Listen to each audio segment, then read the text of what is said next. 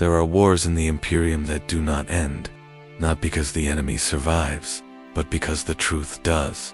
In the forgotten margins of Segmentum Obscurus, where astropathic silence has replaced command structure, there are Space Marine chapters that were never recalled, never forgiven, and never erased.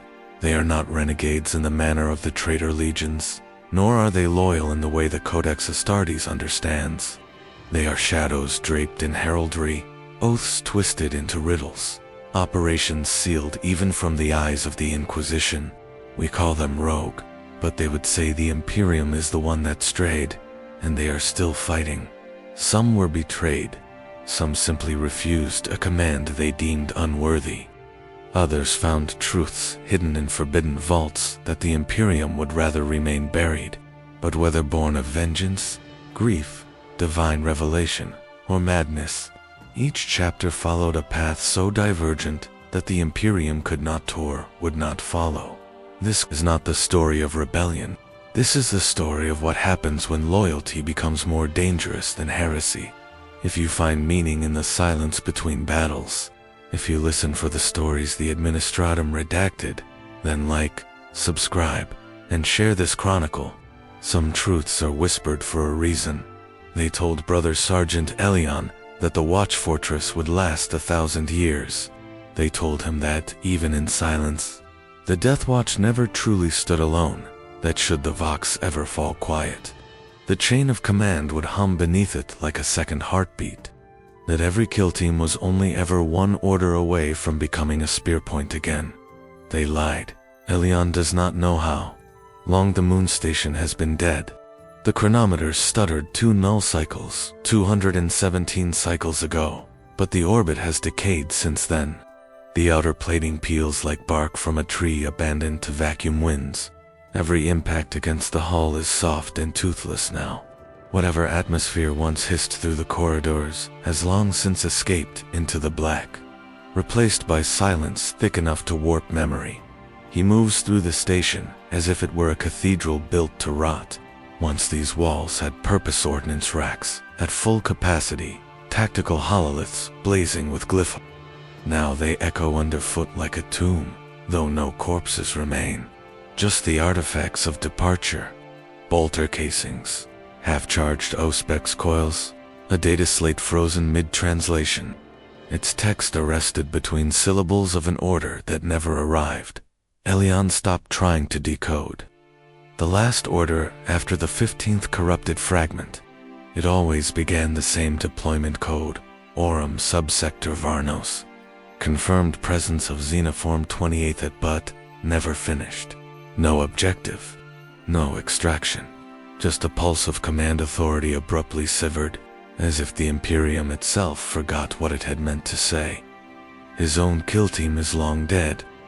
Some fell during initial boarding actions, when the moon's biosphere still responded, when threats still moved beneath its crust. Others didn't fall so much as wander. Brother Tross began hearing voices over short-range Vox, claiming they came from within the machine spirit of the station. He spoke to it as though it were a chaplain, recited litanies to it, died kneeling before a power relay, smiling as if forgiven. Brother Amon locked himself inside an atmospheric regulator chamber, repeating the same phrase in high Gothic orders before autonomy until his Vox faded to static. Elion buried none of them. He burned what he could, and left the rest behind sealed bulkheads. He has not prayed in 3 weeks. Not because he has lost faith, but because faith requires direction.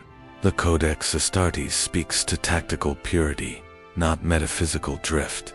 It does not contain a chapter on waiting for redemption that never comes. It is a book of living war, not entropic theology. He begins every cycle with a full inspection of the outer hull, walking it magnet-locked as the stars drift lazily around. There is no threat here, no reason for these routines, and yet he performs them, not for security, but to delay the moment when he must look inward. Inside the station, there are whispers in the machine tone. Not chaos, not warp. Something smaller, tighter, like a protocol grown brittle with time. Vox spirals that form feedback loops, in words no longer recognized by any lexicon. He once tried to parse them into binary, but stopped when the translation formed a partial litany, resembling an oath of fealty, no known authority. He didn't delete the file. He locked it behind 2 layers of encryption and left it on an isolated cogitator. He hasn't checked if it's still there. He eats once per rotation, rations down to half portions, not out of necessity, but reverence, to stretch out the experience of taste. It reminds him that he was once a man beneath the armor, that he still is, however much the Ceramite disagrees. He dreams of orders, not memories of them but the shape of them, a voice that would fill the chamber with unbroken clarity, a tone laced with authority, certainty. He dreams of a voice saying, "Brother Elion, proceed to destroy Station Helix and all data fragments contained therein," a clear directive, an end. But no voice ever comes. There is movement on the lower decks, not hostile, not mechanical, a pattern of light that travels without a source. Elion first noticed it 17 cycles ago, a pale green shimmer that flickers across the deck plating as if cast by a broken lumen, though no lumens remain. He tracked it for 2 cycles before it began reacting to his proximities, lowing, pausing, resuming only when unobserved. He has stopped pursuing it, not out of fear, out of etiquette. There is a presence in the station, not a demon, not a xenoform, something ... procedural, like an unfinished liturgy, trying to complete itself. The doors now open a second before he reaches them. The cogitators no longer require password input. The station recognizes him, but not as Elion. It calls him Operator Prime, a designation not present in Deathwatch protocol. He has not corrected it. He wears his helmet less often now, not because the air has returned, it hasn't, but because silence tastes different without auditory filters. More honest, like being underwater in a memory. Once, during a maintenance sweep, he discovered a file marked Active Command Channel. It pulsed with low-frequency activity, distinct from the ghost chatter that haunts the local vox. It contained one message, constantly rewriting itself in near-meaningless variations. But one phrase always remained at the end: await further clarification. Clarification from whom? He answered the channel once, spoke aloud, without encoding, without formality. State purpose of deployment. The reply came instantly, like breath behind a neck. Observation of divergence, cataloging of deviation, maintain presence, not an order, a classification. Elion shut down the channel and physically severed the vox loom attached to that terminal. He burned the remains. Now he watches the stars, not for ships, just the patterns. Sometimes he swears they shift, not as in movement but in arrangement. The constellations do not match recorded star charts anymore. One cluster forms a crude Aquila, its wings broken by an absent moon. Another resembles a tactical sigil used by the Third Company of the Fire Lords, except they were declared extinct 2 centuries ago. This is the moment where he should send a distress signal, where he should declare himself compromised. But the distress beacon no longer functions, and he no longer believes in the premise of rescue, not because the Imperium would ignore him, but because he may no longer be Elion to them. Perhaps, from the outside, this station no longer registers at all. He begins each cycle with the same phrase, spoken aloud before the blank, unlit banners of the Deathwatch, awaiting reinforcement. Then, quietly, I remain. The Codex never taught what to do after the war ends, and no one retrieves you. It teaches valor in combat, duty in structure, purity in doctrine, but there is no chapter for the entropy that follows abandonment. Outside the hull, the stars pulse once then dim. The cycle begins again. They were once called the Azure Science-honored Sons of Gilliman, bearers of the Codex Astartes like scripture, etched into gene seed. Their banners bore the sigils of the 7th founding, and their chaplains recited from the same battle hymns that once stirred warriors beneath Macragg's vaulted sky. Their strikes were precise, their doctrine unyielding, their purpose unclouded. But doctrine is only as strong as the mind that interprets it, and on the broken world of Keyleth 9, something began to unravel. It started during a compliance action against a dying Mechanicus enclave, a standard operation, sanctioned and routine heretic suppression, data reclamation, shrine purification. But the librarians, 3 of them, bonded by psychic triad, reported anomalies before first contact. Not threats, not warp taint, patterns, in the sky, in the ruins, in their own dreams. The warp didn't scream here, it whispered, and not in lies but in equations. Codicea Varro was the first to fracture. His Saddlefield commands ceased to reference strategic formations. Instead, he spoke in geometries, angles of rotation, harmonic ratios, magnetic inversions. His forces still moved with lethal precision, but no one could name the formation they followed. It was not in the codex, nor in the memories of any ultramarine lineage. It had never existed, and yet it worked. Enemies collapsed in perfect arcs, kill zones layered atop resonance fields. Tactical brilliance, but without orthodoxy. The Scions won the campaign in 6 days. No losses, no collateral. But Varro's eyes wept blood during the final assault. And when he knelt before the chapter master, he whispered a single phrase: "The Codex has blind spots." What followed was not rebellion, not at first. It was inquiry. The chaplains resisted, at first, called it spiritual drift, liturgical heresy. But their words began to falter when they, too, heard fragments of the pattern. One chaplain, Mendox, aged and iron-willed, confessed during a sermon that he had seen the Emperor's light refracted through alien glyphs. That, in their structure, he felt no malice, only invitation. The chapter ceased reporting directly to Segmentum Command, not in defiance, but because the replies they received no longer made sense. Orders arrived late, garbled, or referencing engagements that had never occurred. One message declared the Scions dead, another ordered them to redeploy to a system consumed in warp storms centuries ago. When they appealed for clarification, silence followed. Rather than stand idle, the Scions returned to Keyleth 9, not to occupy but to tend. They became guardians of the ruin, builders, not just destroyers. They reactivated the Xenos archive, not in violation of the machine cult, but outside its jurisdiction entirely. Servitors brought from other campaigns were reprogrammed with algorithms extracted from alien data cores. They no longer required commands. They simply moved, as if remembering a task once forgotten.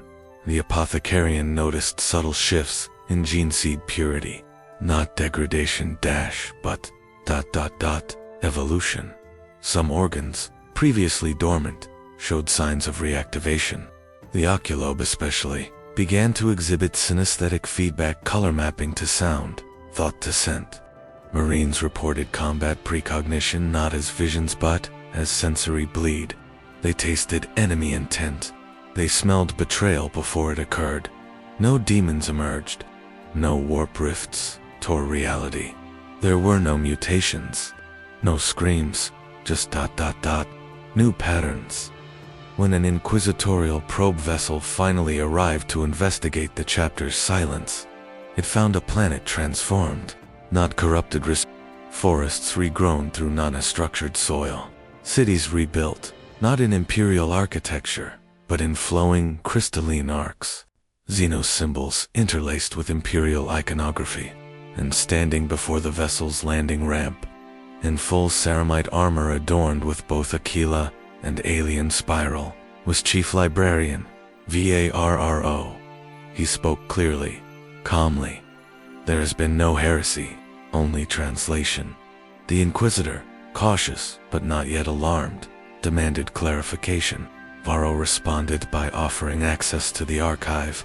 No obfuscation, no deception, just a single condition: do not read with old eyes. The Inquisition never returned, not destroyed.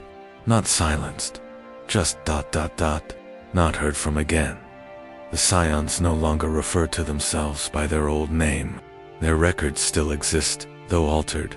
They call themselves the Chorus Varnes now. Their armor is still blue, but traced with silver filigree that shifts with atmospheric pressure. Their battle cries are sung, not shouted, and when they engage in war, they do so not with brutality, but precision, measured in harmonic collapse. Enemies fall to weapons they cannot hear. Sometimes, they fall before the scions even arrive. They still carry bolts, still bear the Aquila, still speak of the Emperor. But when they speak his name, they do so with tones that resonate beyond vox clarity, as if invoking not a figure, but a frequency. Too many, they are already lost. A chapter broken by exposure to alien theology, but they do not see it that way. They do not see themselves as fallen, they see themselves as tuning forks, vibrating closer to some greater signal one the Imperium no longer hears. And within the ruins of Keyleth, where stars form equations in the sky, they wait not for judgment, but for the next verse. They were once the voice eternal, a chapter known, not for their fury, but for their unwavering clarity of purpose, warriors who fought not from instinct, but from revelation. Their chaplains spoke with the certainty of saints. Their librarians charted warp routes by dream sight alone. Every campaign they undertook aligned with strategic projections from Terra. Even when those projections arrived months too late to be useful, their victories were elegant, their doctrine liturgical, their name whispered with reverence among Segmentum Command, the Emperor's will. Made manifest, but then the visions stopped. Not faded, stopped. Entire prayer cycles passed in silence. Chaplain Major Athaman, a man whose every sermon was once greeted by visible acts of spiritual resonance, stood before the sacred brazier of judgment for 11 hours and received nothing. No symbols in the flame, no echoes in the incense, just smoke and stillness. The librarians fared no better. Meditative trance gave way to dead static. No dreams, no voices, no currents in the immaterium, just ... void. The warp didn't resist their entry. It simply offered nothing in return. At first, they presumed interference. Psychic dampening fields, enemy subversion, some weaponized blasphemy, perhaps. But scan after scan yielded nothing. The armor functioned. The relics retained their charge. The codex was obeyed. And yet, the Emperor's presence's spiritual gravity was absent. Despite this, their efficiency did not wane. Campaign records from the Osiren Belt show surgical extermination of 5 orc warbands in under a month. A minor Genestealer cult on Valeth Prime was uprooted before it reached infestation threshold. And during the Tanari Uprising, their intervention broke the Xenos siege line without loss of a single Astartes. But something had shifted. Their war hymns fell silent. Battle cries were replaced with disciplined gestures. No more sermons before boarding actions. No more battlefield litanies.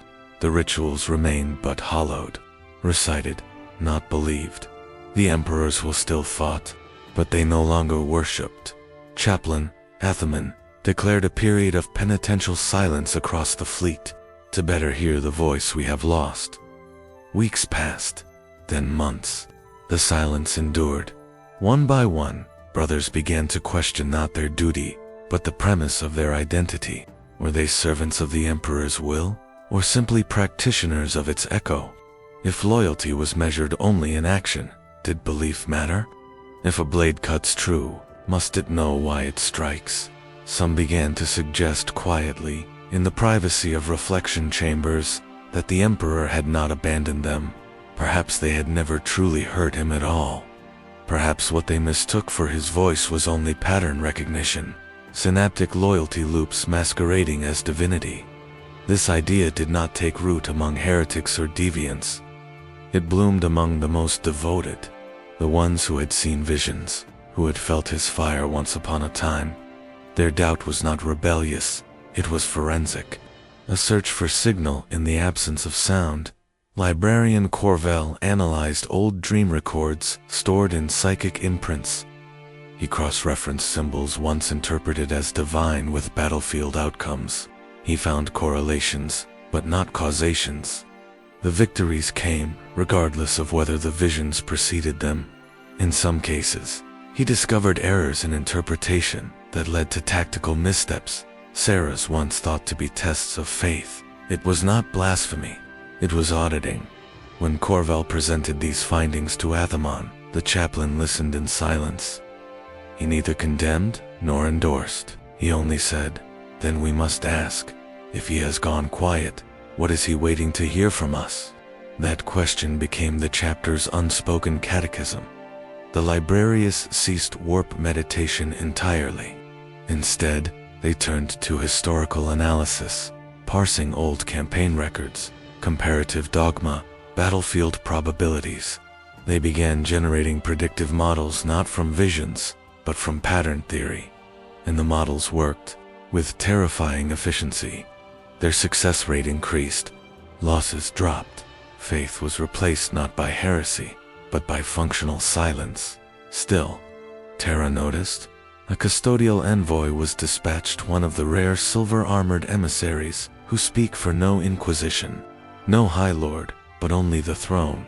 He arrived aboard a solitary gunship, bearing no retinue, no threat, just a simple statement: report your chaplaincy status and librarius purity. Athamon met him in the Hall of Reconciliation. The conversation was never recorded. No picked feeds were active. But when the custodian left, he did so without drawing blade or calling censure.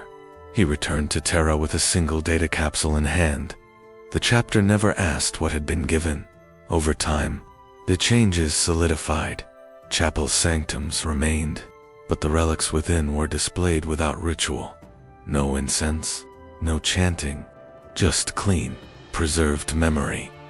The Codex Astartes was followed but not cited. There were no battle sermons, no invocations of the Emperor's gaze, only action. Precise, relentless, impersonal. Yet in war zones across the segmentum, whispers spread of a force that always arrived just before collapse, who needed no supply lines, who never sent astropaths or requested reinforcement, who seemed to know what must be done, and did it without fanfare, without recognition. They did not ask for medals. They did not seek Shrine World pilgrimages. They left before gratitude could form. Commanders began referring to them as the unspoken answer. Their true name faded from use. Some called it evolution. Others called it abandonment. Among their own ranks, discipline remained absolute, but the emotional tone was gone. Camaraderie had given way to perfect synchronization. They no longer laughed, no longer wept. They still fought with valor, but no longer with glory. A low-ranking tech marine once observed, "We have become a reflection, not a voice. We move where he once pointed, but no longer ask why." And yet the Emperor has never struck them down. No plague afflicts them, no demonic curse, no warp phenomena. Their purity remains untarnished. Their victories continue. Which raises the question no inquisitor wants to ask aloud. What if faith is not required? What if loyalty, stripped of feeling, is still loyalty? And what if that is what he desires most? Athamon still leads, old. No picked feeds catch them in motion. No Vox records capture their names. Only forensic remnants remain. But the shape of their work, its sharpness, its finality is unmistakable. Segmentum Command refers to them only in one internal memo, recovered from a corrupted data cube found drifting near the wreckage of an abandoned inquisitorial barge. Pattern indicates precognitive deployment, existence unconfirmed. Tactical echo suggests intentional memory suppression by actors involved.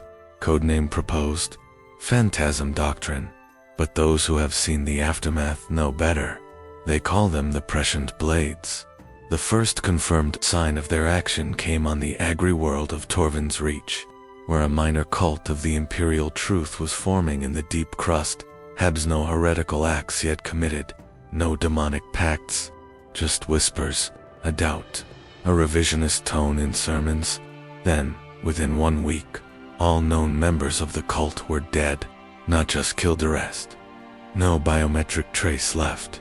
Even their family records were corrupted, their dwellings vaporized.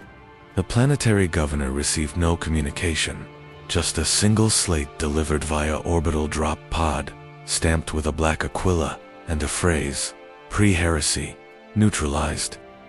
Vector collapse prevented. The Inquisition launched an investigation. The investigating team never returned.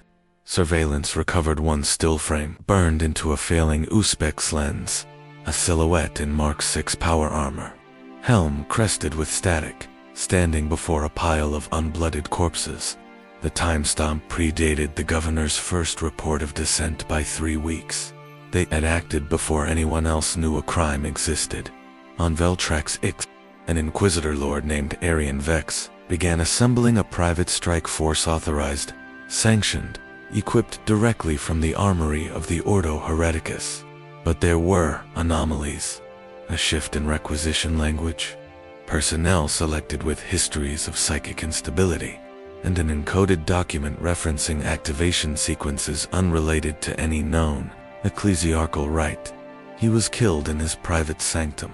No breach alarms, no damage to security, just a single bolt round to the head. His body wasn't found for days. When his acolytes finally entered the chamber, they discovered that all data slates had been scrubbed. One remained. On it, a single line, Inquisitor compromised before corruption matured. Strategic excision complete. The High Lords were never notified. The Ordo redacted the incident under routine cardiac failure, but the pattern continued in the Draxus Belt. A minor Forge world was on the verge of accepting a diplomatic overture from a Tau delegation ostensibly to discuss trade. The offer had not yet been accepted. No treaties signed. No heresy committed. The Forge world detonated from within. Magost Ignorchivist. Luriansevan survived just long enough to send one fragmentary burst through a deep space relay. We didn't open the gates. They killed us anyway. We hadn't signal ends. Surveys conducted afterward showed signs of void entry, made without Geller field distortion, suggesting either non-warp travel or something else. Something capable of insertion, so precise, it eluded all known sensors.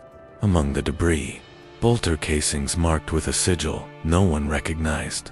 A circle split into 4 descending triangles, later identified in a forbidden Mechanicus index as the glyph of predictive contagion. They don't wait for corruption.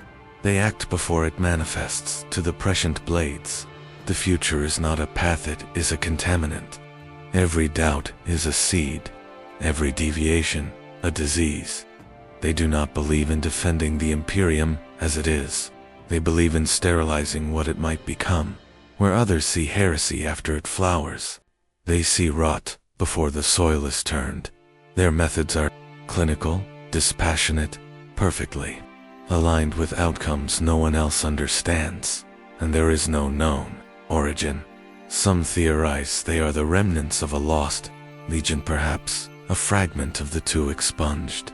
Their purpose redefined across millennia of black operations.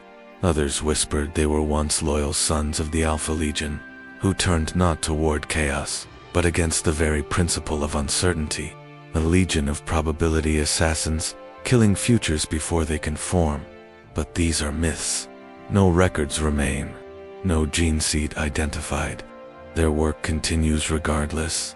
In the Helican Fringe, where warp storms distort time, 3 entire worlds were glassed over the course of 1 solar week. No declared threat, no transmission. Each world shared only one trait. Their populations had all recently been exposed to an artifact recovered from a lost rogue trader vault, a fragment of an astropathic manuscript, never translated, never decoded. But the Blades considered it lethal enough to justify planetary sterilization. Inquisitor cryptarchs, argue endlessly about this axiom, condemning it as mass murder, others defending it as divine instinct beyond their understanding. But it no longer matters. No appeal has ever reached them. No sanction has ever deterred them, because they do not acknowledge the Imperium's present authority. They operate according to a doctrine no one else has seen. A doctrine built not on loyalty, but on future alignment. Their chaplains, if they exist, offer no sermons.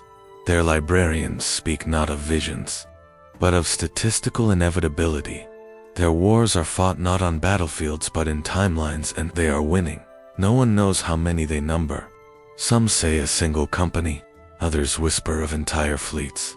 There are reports of simultaneous engagements, light years apart, identical tactics, identical results.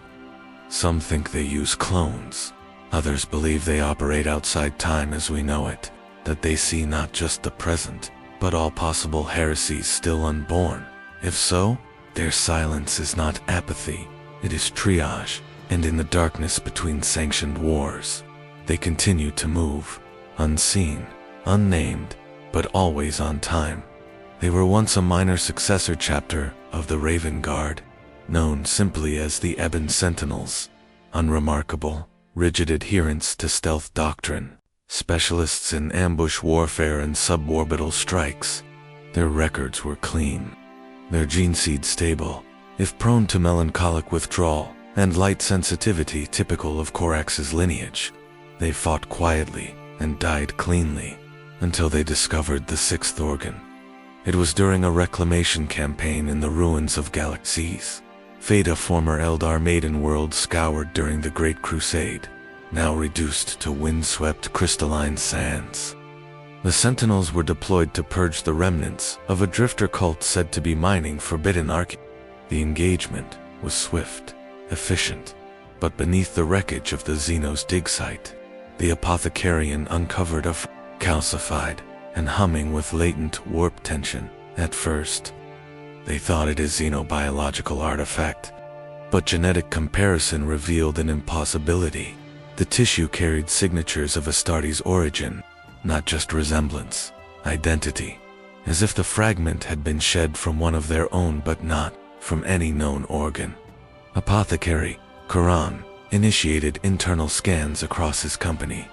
What he found: ruptured protocol, buried between the os medulla and the oma fajabi, between bone growth and memory absorption, was a silent organ, dormant, unmapped, no name in the codex, no mention in Raven Guard genocide documentation, yet it was present in 17% of his warriors, inactive, but identical across each carrier.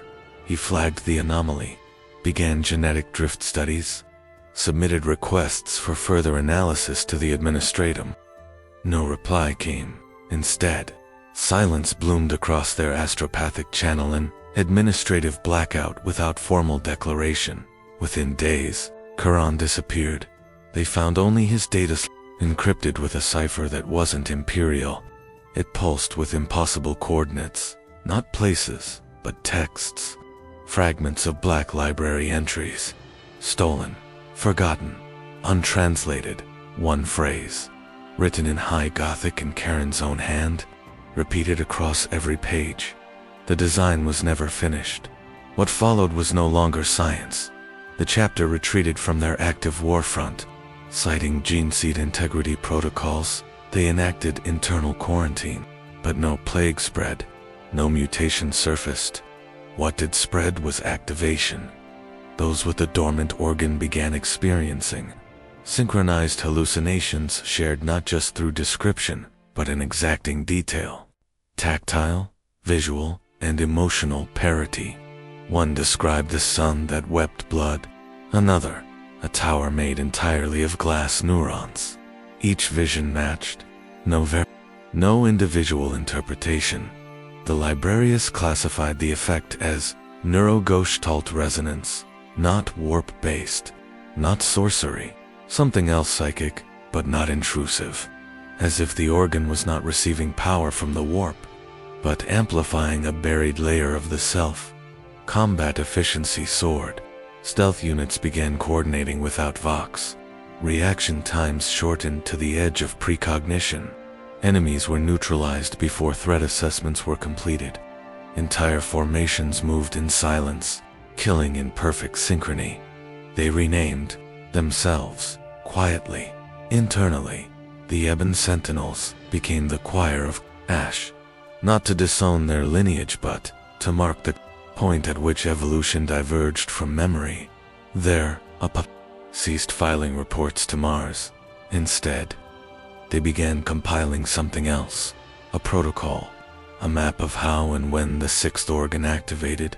Patterns emerged. Certain battlefield stimuli, specifically proximity to lost Xenos tech, or contact with specific psychic harmonics triggered acceleration. But one catalyst repeated across all cases: exposure to high-fidelity fragments of unknown Black Library records. The fragments themselves were incomplete, recovered in pieces from ancient battlefields, sometimes etched into bone, sometimes coded into dreaming. One passage hinted at a 13th function of the Emperor's great work, delayed, dismembered before the sea. The Threnadex, they theorized, was not an organ in the biological sense. It was a housing, a cradle for latent potential, seeded by design, either by the Primarchs themselves, or by the Emperor, before the gene forging was complete. It had been buried, intentionally, not out of failure, but restraint. Now it was waking. The debate fractured the chapter, not into rebellion, but into direction. Was this evolution a final phase of Astartes' design, or a corruption seeded by external force? The librarians could find no warp signature. The chaplains could detect no heresy. The Emperor's light, such as it was, flickered but did not die, and yet, the implications remained. A new function meant a new path, a path the Codex could not govern. One of the awakened, Brother Adjutant Velen, began writing scripture, not liturgical dogma, but operational prophecy. Patterns observed, cycles of conflict predicted, entire campaigns mapped out weeks in advance, using a language he claimed was remembered from a time he never lived. His predictions proved accurate, again and again. He called it eco-seeing, not future sight, but memory from ahead. That term entered the choir's doctrine, not as superstition, as command structure. When a Forge World requested their aid against an emergent Necron tomb complex, the choir responded with unorthodox tactics, not to destroy the Xenos, but to interact with a resonator buried beneath the tomb's command spire. What they extracted was never revealed, but afterward, their fleet changed course without any request for refueling or permission. When asked by a ranking Magos if they still served the Imperium, Chapter Master Roll simply responded, "We serve the completion of what the Imperium abandoned unfinished." No Inquisitor has dared confront them directly. The risk of armed conflict against an Astartes force, demonstrating near-prophetic coordination, would be catastrophic. And besides, no clear heresy has been identified. The choir fights the enemies of man, protects imperial worlds, destroys traitor fleets, but always a little early, before threat becomes visible, before dissent becomes detectable, before war becomes necessary. Their armor remains black, their sigils unchanged, but behind their helms, the organ pulses, awake, listening. Some, within the Ordo, Xenos believe they've been tampered with by remnants of the old ones. Others argue this is merely the final phase of the Emperor's original vision, unfolding at the end of time rather than its beginning. But no one knows, and the Choir of Ash offers no answers. Only this declaration, recorded in a data stream burst during a brief warp translation near the Veiled Passage: "We are not your sons, we are your successors." Then silence. They have not been seen since. But sometimes, when the warp groans and the stars bend, chaplains feel a pressure behind their hearts, as if something old has begun, watching forward. They arrive after the last gunfire fades, not in drop pods, not by voice, no radar signatures, no warp echoes, no warning. One moment the field is still choked with smoke and the stink of cauterized flesh, and the next, they are there, silent, motionless, armor the color of dry bone, matte-surfaced to reject even moonlight. Every pauldron etched with an hourglass drained to sand. No heralds, no vox, just figures walking through Ashdod. They carry no flags, yet they plant banners, not of their chapter, not of the Imperium.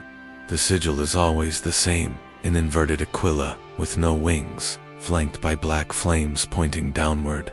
No records match it. No heraldry registry, no traitor or loyalist seal, and yet it is unmistakably imperial in aesthetic. As though someone tried to speak the language of the Imperium with a broken mouth.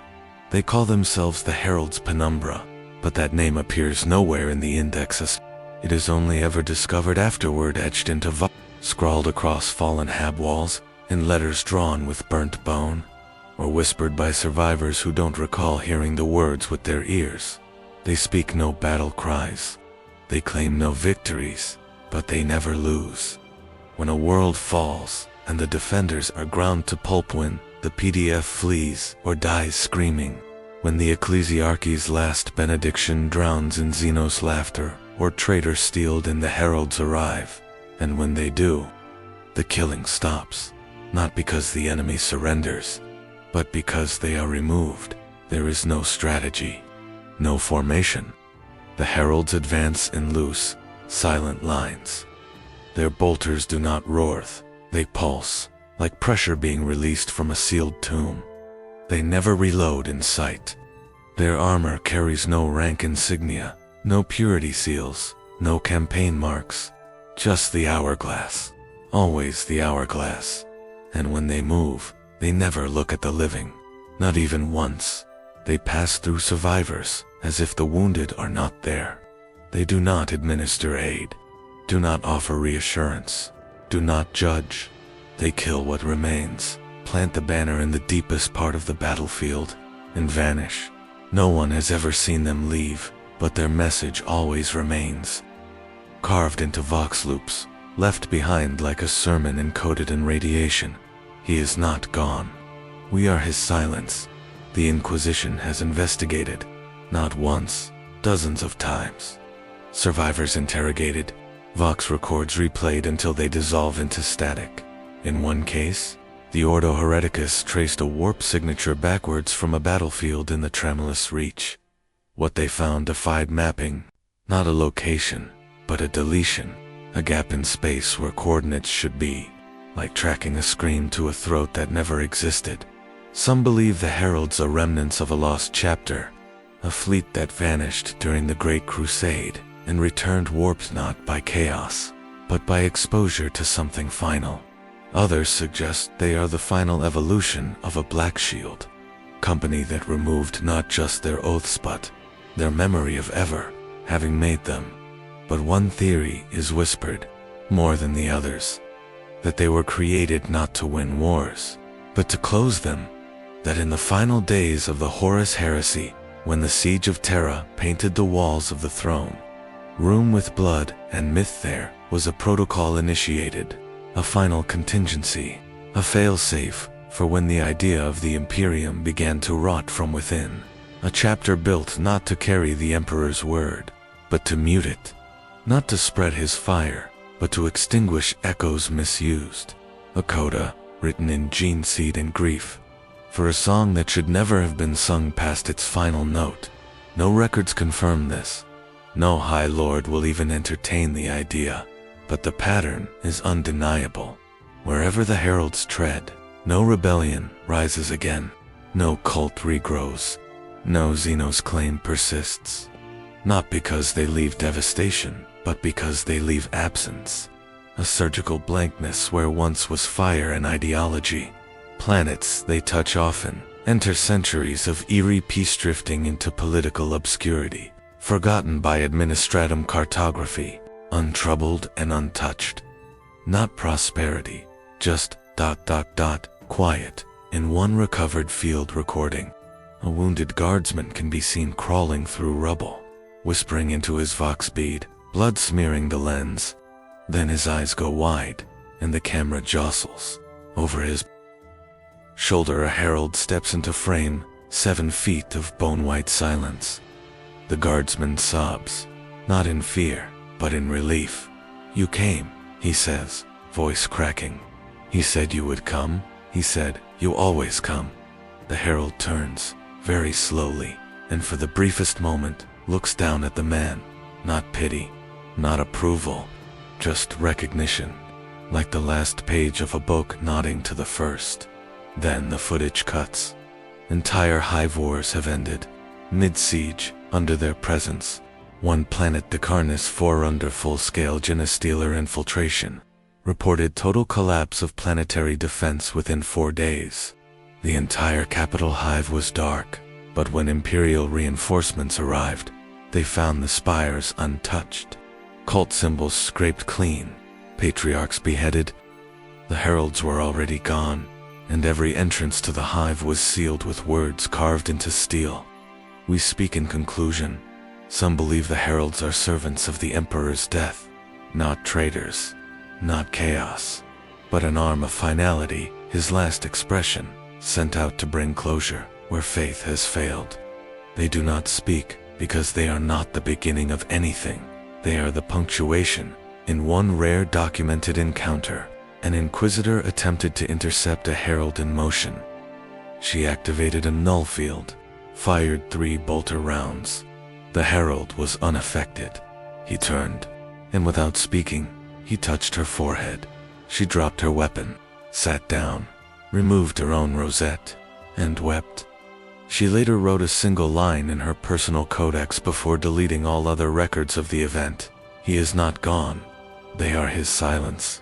And they came for me before I could speak the wrong words." She never served again.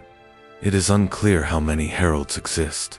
They appear in squads, never more than 9, never fewer than 3, and always after the climax.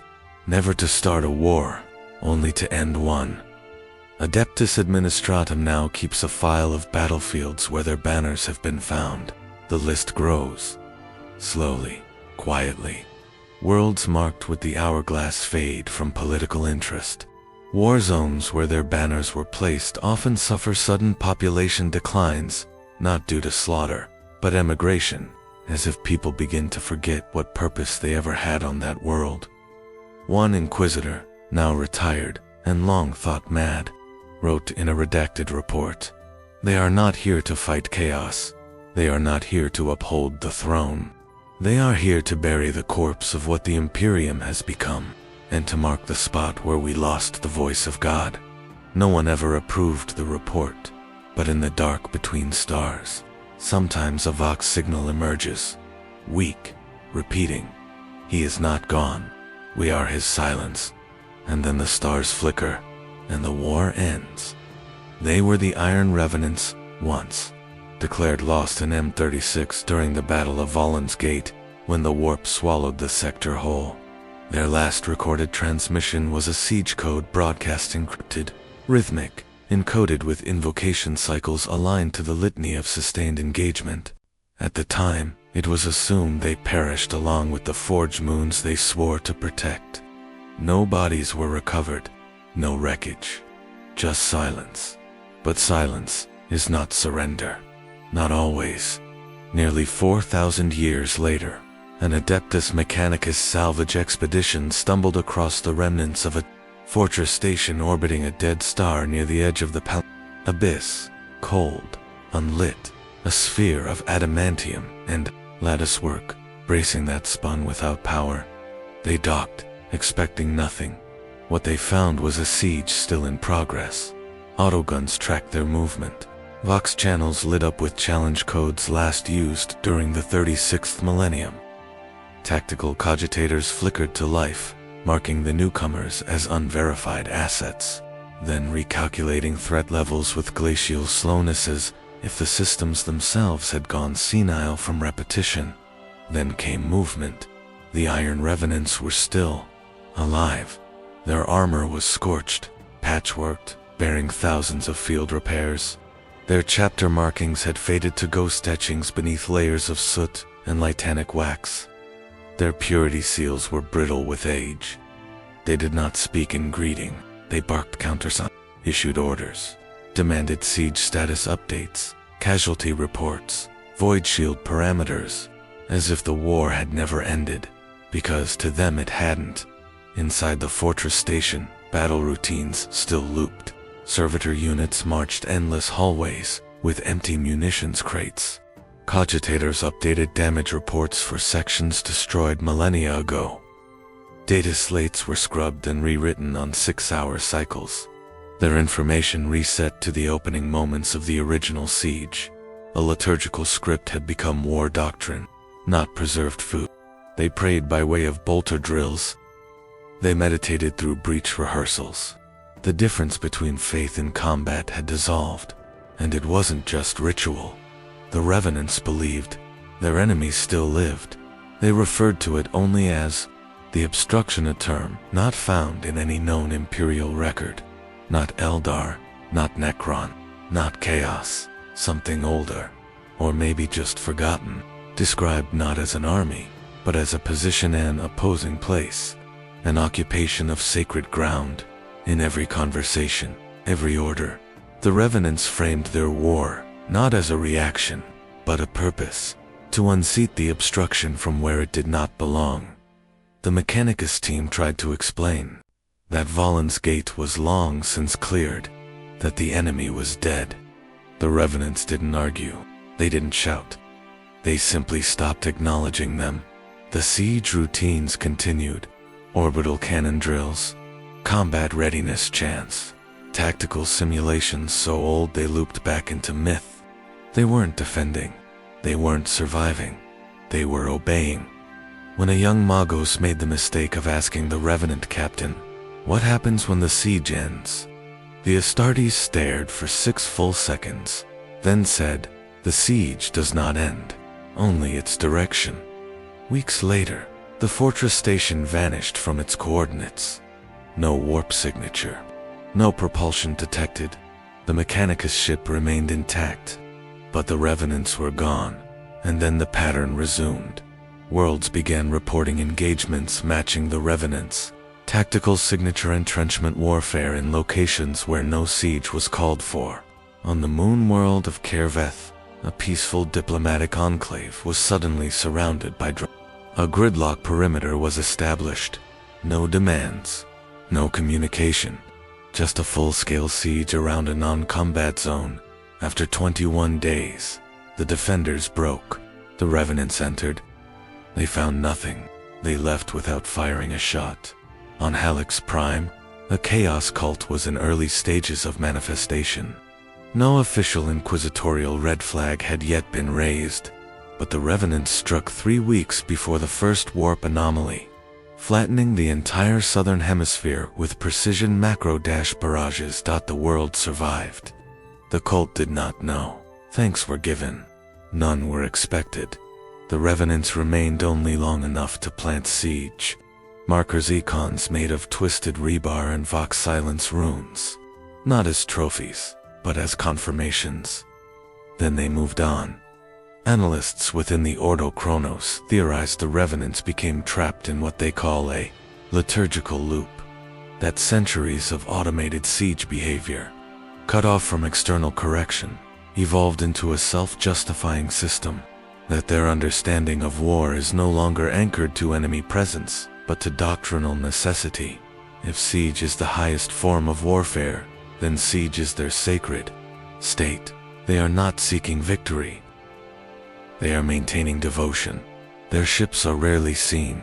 What few picked captures exist, show vessels shaped like inverted fortresses. Their keels coated with siege scripture engraved into the armor like gravestones. They do not translate via warp lanes. They arrive mid-theater, out of phase, dropping entire regiments of siege brethren before logistics can even register the breach. Their sergeants do not issue orders. They recite scripts. Tactical engagements begin with hymn. Coordinates are delivered in the form of battlefield benedictions. They treat the enemy not as adversary, but as interference with an ancient rhythm. When their cycles break, when the siege ends before its ordained hour, they don't retreat. They seek new obstruction.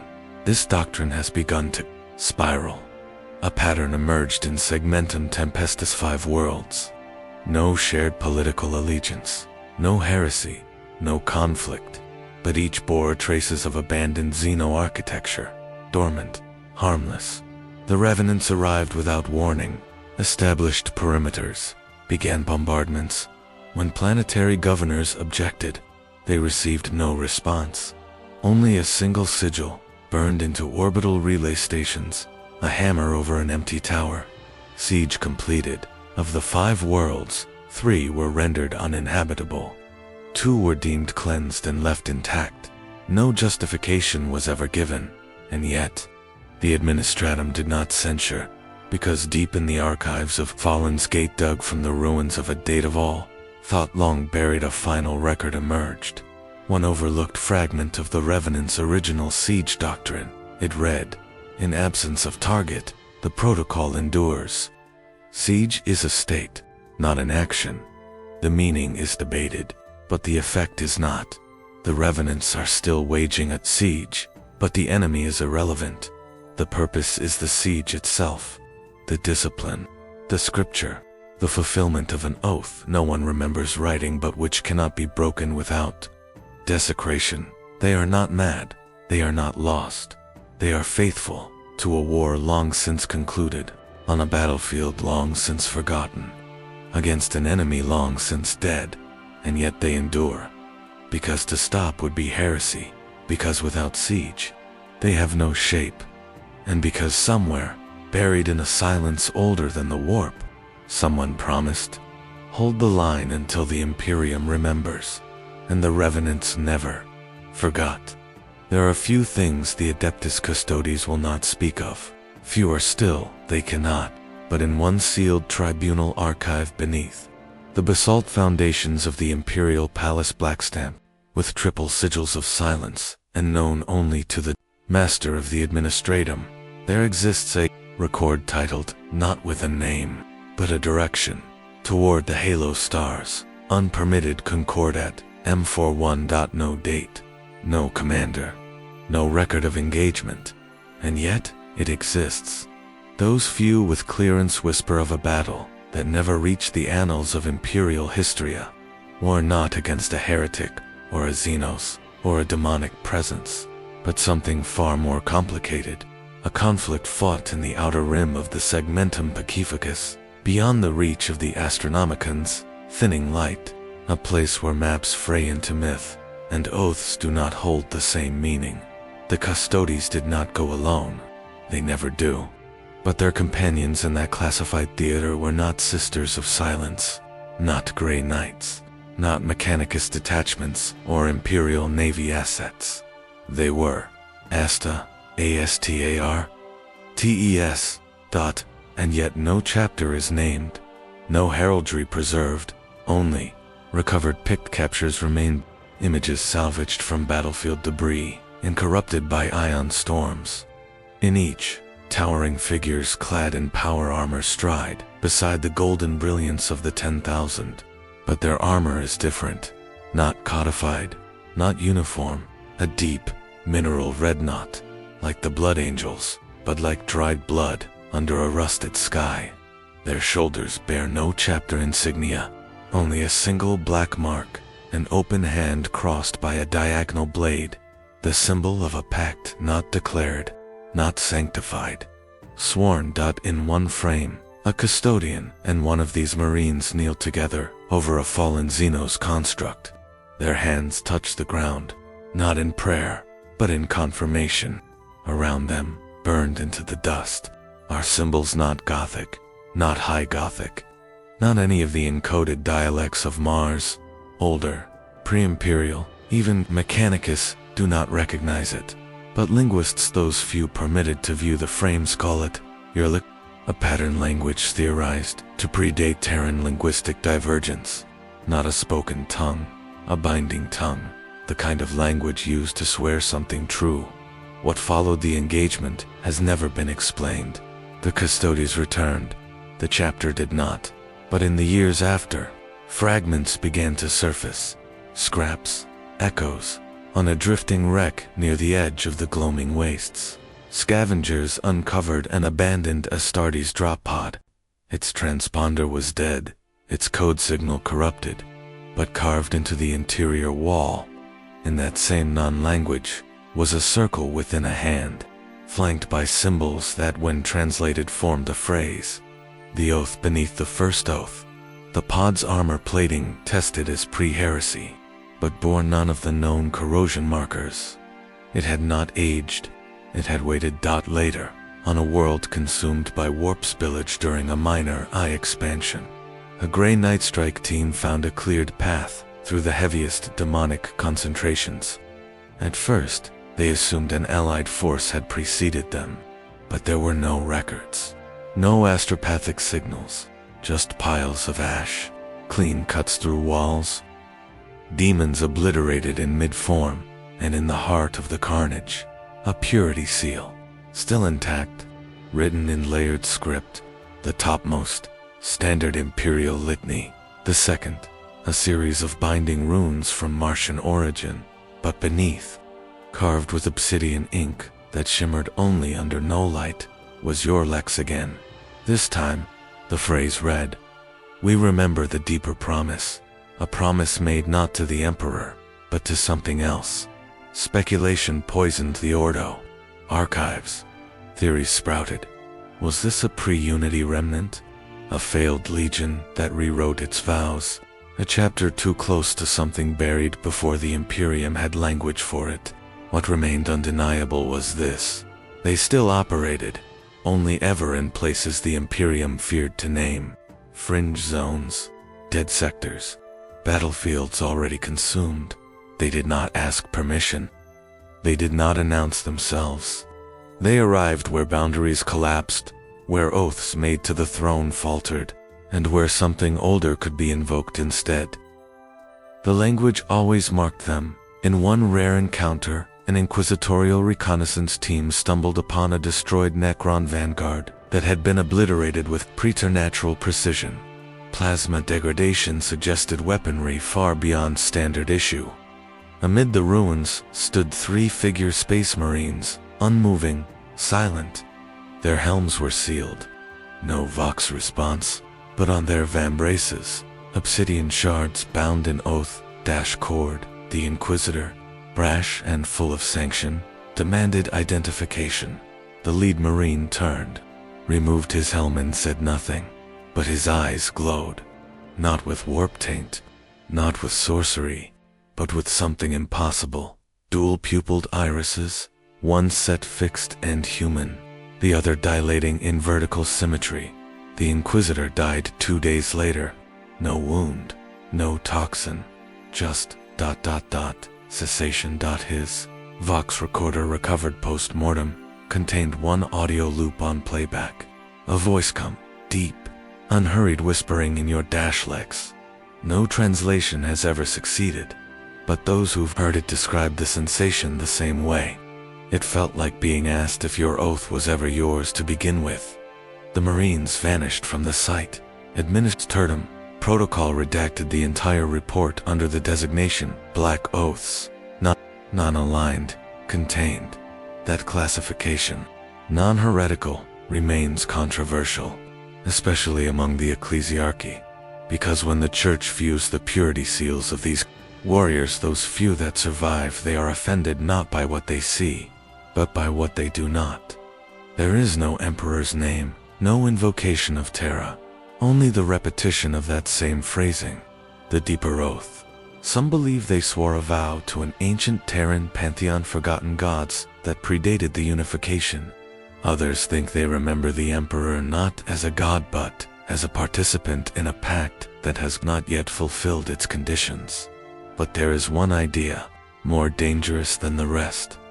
That when these Marines fought beside the Custodes, they were not summoned, they were invoked. Not as brothers, but as a condition of some unspoken contract made in the darkest hours of the Great Crusade. perhaps even earlier, and that the custodies did not seal the records because they feared what these warriors did, but because they feared they might have to call upon them again. The custodies do not forget. They do not forgive. But sometimes they defer. And across the halo stars, in the dust between galaxies, something waits. Not demonic, not Xenos, not man, but oath-bound, and every few years. When a war spirals beyond comprehension, when enemies rise not to destroy, but to unwrite, the marks return, carved into the soil, written in your lex, a reminder that there was an oath beneath the first oath, and it has not been broken. They called it a triumph, the Ferrum Ascendant, a chapter of precise, iron-disciplined siege masters, claimed total victory over the Necron presence on Gathalar Secundus after a 17-year subterranean campaign. Their final report to Segmentum Command was clinical and conclusive. All tomb complexes purged, final crypt node collapsed, planet secured, awaiting reintegration orders. The footage sent with the declaration showed squads marching through obsidian corridors flooded with ash. Statues of shattered cryptex and dismembered constructs lay piled in ceremonial heaps. Their chapter master, Darnak Tuli, stood in full honor plate, helm removed, a gauntlet pressed to the data slate as he recorded the last words of the campaign. The machine dead have been returned to dust. Gathalar is silent. Then the signal stopped. Not all at once. It began as delay. Voxcasts rerouted through secondary relays. Astropathic echoes arriving out of order, jumbled, incomplete. Then came the stutter's commands, repeating timestamps looping. A simple request for fleet redeployment repeated 600 times across 3 weeks. Each instance worded slightly differently, as if retranslated through a broken filter. Fleet assets were dispatched to retrieve them. None returned. Augur. Scans of the Gathalar system became unreliable. First, the outer moon shifted positions. Then the star itself, once catalogued as a stable yellow-white dwarf, began emitting readings inconsistent with stellar decay. Its spectral signature oscillated between known types: yellow to blue to red to white. Time-lapsed scans showed orbital patterns bending subtly out of rhythm, like a song with a missing beat played too many times. At first, Segmentum Command suspected Necron countermeasures, a surviving defensive system buried deeper than the Ferrum Ascendant had reached. But Necron tech did not behave like this. Necron retaliation was swift, scalpel precise. This was different. The stars no longer aligned. Navigators sent into the Gathalar sector began reporting contradictory visions. One claimed to see 2 suns, where only one should be. Another described a system filled with silent Echos planets flickering between positions, impossible orbital bodies, phasing in and out like dying memories. None could locate Gathalar's exact position twice. It was as if the planet had become unstuck, not just in space, but in outcome. The breakthrough came when a rogue trader stumbled into the system purely by accident, trying to escape an orc ambush by engaging in an unsanctioned microjump. He emerged inside Gathalar's gravity well. His ship, the Hollow Hope, recorded 3 days of footage before transmission ceased. What he captured defied categorization. The planet's surface shimmered like oil on black stone. The sky above was motionless, no cloud drift, no wind distortion. Just stillness, like a paused vid. Structures built by the Ferrum Ascendant were visible siege bastions, signal spires, encampments, all intact, all empty. And then the footage caught them. Space Marines still patrolling, still armored, still maintaining defensive positions, but their movements were too precise, looped. One Marine turned a corner, scanned the horizon, adjusted his USPEC, then walked back the way he came every 6 minutes. Perfectly timed, identical in action. Another squad cycled through bolter drills that never ended. Magazine swaps, target react, aim dash repeat. They weren't malfunctioning. They were stuck. Time, for them, had become liturgy, and every signal the hollow hope sent to them, visual, light-based, all returned the same message, distorted and identical. System secured, awaiting reintegration orders. System secured, awaiting reintegration orders. No deviation, no response to inquiries. Just the loop. Segmentum Command attempted to break through. Psychers were brought in. Astropaths tried to pierce the veil. Most failed. A few succeeded, if only briefly. One, a blind telepath named Kieran Valos, screamed upon contact. Not in pain, but in recognition. He spoke not in his own voice, but in the flat, dry cadence of an Astartes. Victory protocol complete. Containment satisfied. Closure sequence engaged. Do not interrupt. Do not extract. Do not remember. Valos died 13 hours later, his body desiccated, as if time had rushed through him all at once. The Inquisition intervened. Files sealed. The Gathler system was quarantined, declared a navigational hazard. But in truth, they were afraid of what they had discovered. Not a trap, not a Necron countermeasure, but a condition. The Ferrum Ascendant had won, and in doing so, they had triggered the mechanism of their own exile. Victory was never the escape, it was the key. The Necron tombs had not been defensive structures.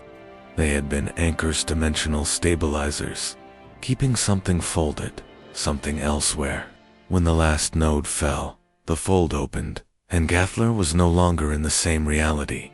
It became a terminal, a sealed script, a completed sentence, and the chapter that wrote it became perfect, unyielding. It wasn't punishment, it was fulfillment.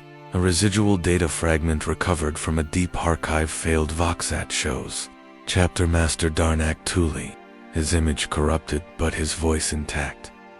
The message plays only once, then deletes itself. We completed the siege. They were right to fear what waited behind it. We are not dead, we are the lock. If you try to open us again, you will not find warriors. You will find recursion. We are the loop now. Leave us. But others did not heed. A Mechanicus fleet, obsessed with forbidden Necron architecture, broke quarantine 2 decades later.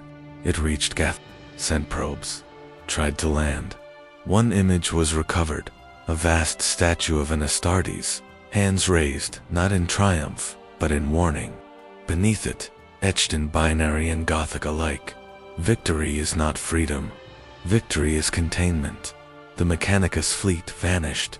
Even now, ships that drift too close to the sector report anomalies.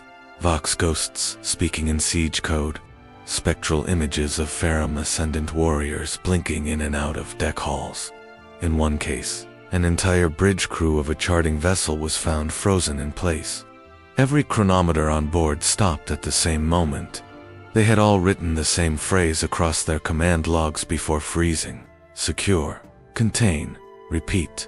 The Imperium no longer sends missions. It no longer speaks of the Ferrum Ascendant. Their records are closed, their name redacted.